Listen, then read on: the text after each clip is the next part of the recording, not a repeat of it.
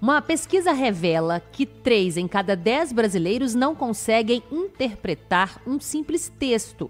O Brasil ainda enfrenta um desafio sério quando o assunto é alfabetização.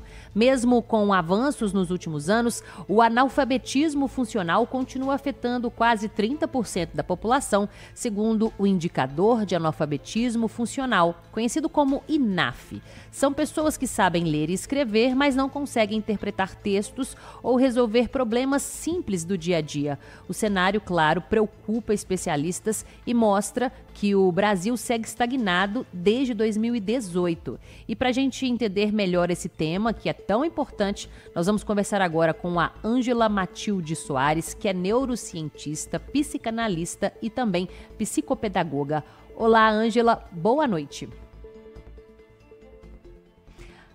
Ângela, a gente não te ouve. Vou pedir para você repetir, porque o seu microfone está fechado, provavelmente. Olá, boa noite. Muito obrigada, Ângela, pela sua participação. Então, vamos começar explicando o que acontece no cérebro da pessoa que é considerada analfabeta funcional.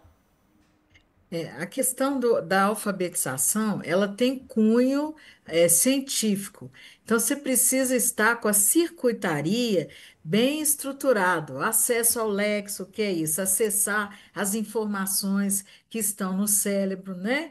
E a alfabetização, ela tem que estar embasada na consciência fonológica, ou seja, letra e som. Se não estiver letra e som, eu tenho muita dificuldade. É o caso dessas pessoas que, quando você dita a letra, eles escrevem, mas quando você dita a palavra, eles já não conseguem escrever mais. E existe alguma forma de estimular essas áreas cognitivas para tentar reverter ou amenizar aí essa situação? Existe uma alfabetização que seja voltada para esse tipo de situação.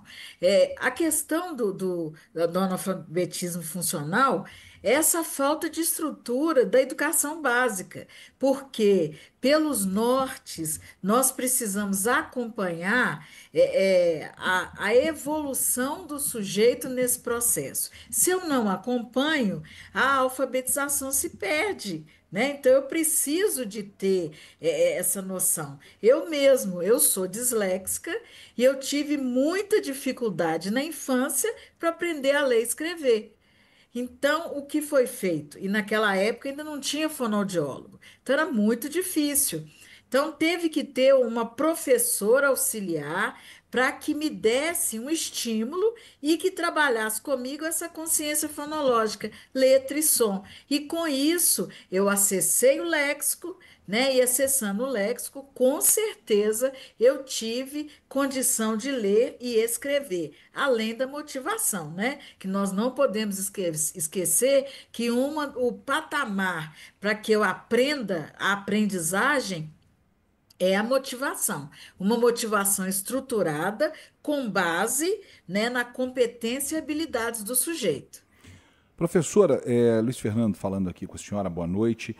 O SAEB, né, que é o Sistema Nacional de Avaliação da Educação Básica do Brasil, ele mostra números muito ruins de proficiência, principalmente em língua portuguesa, no nosso país, né?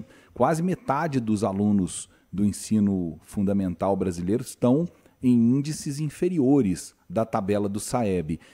Isso tem a ver com essa falha na educação básica que a senhora trouxe aí na sua primeira resposta, não é? Com certeza.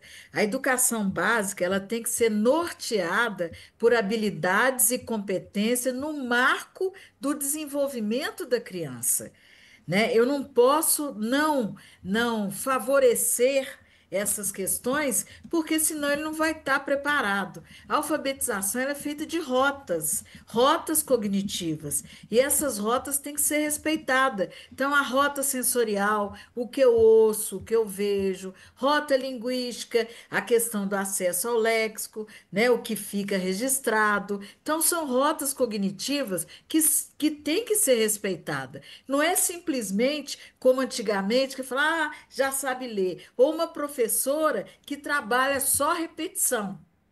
Repetição não é aprendizagem. Decoreba não é aprendizagem. tá? Então, nós precisamos entender isso, os marcos do desenvolvimento, as rotas cognitivas, motivação e toda a circuitaria com o objetivo do aprender. Essa Muito bem. não é porque eu tenho um filho agora que está nesse processo de alfabetização, sabe? Ele tem 7 anos e eu tô cheia de dúvidas em relação a isso.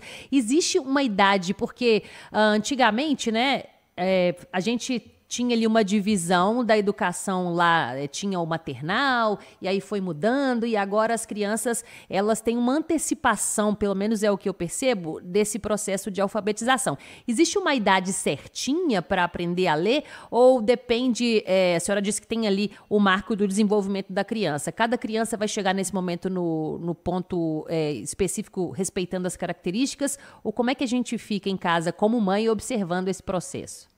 Tá? Fica despreocupada, porque a alfabetização ela começa lá dentro dos 1.000 dias da criança. O que que é 1.000 dias? Desde o momento que você pensou em engravidar. Tá? Então, esse processo todo começou, você já foi estruturando, aí veio a gestação, a preparação, isso tudo é um processo de alfabetização. O nosso erro é de achar que a alfabetização só fica no registro, ou seja, leitura, escrita e a matemática, que a matemática também está dentro da alfabetização. Então, nós temos que privilegiar esses 1.000 dias, porque nesse momento ele vai ter estrutura socioemocional, estrutura familiar, meio ambiente propício para a saúde mental e a saúde cognitiva. Então, eu preciso de conhecer essa história, a criança precisa conhecer essa ancestralidade, porque a fala dela vai ser a fala da família, né? Os hábitos que ela tiver são hábitos da família. Então, família leitora, ele vai ser leitor. Família que dialoga, ele vai dialogar. Então, nós temos que começar o processo nos 1.000 dias da criança. A leitura e escrita é um último processo. Então, nós não podemos ficar só presa à questão dos registros, mas aquisição de conteúdo para que eu possa registrar alguma coisa, inclusive a minha história de vida, porque o conto também é alfabetização. Então, quando eu começo a reconhecer mamãe, papai, né? Eu começo a balbuciar, isso é linguagem, isso é alfabetização. Então, a alfabetização é um todo. É o todo colocando o sujeito no meio social, um meio social responsivo, que é esse que a gente comunica.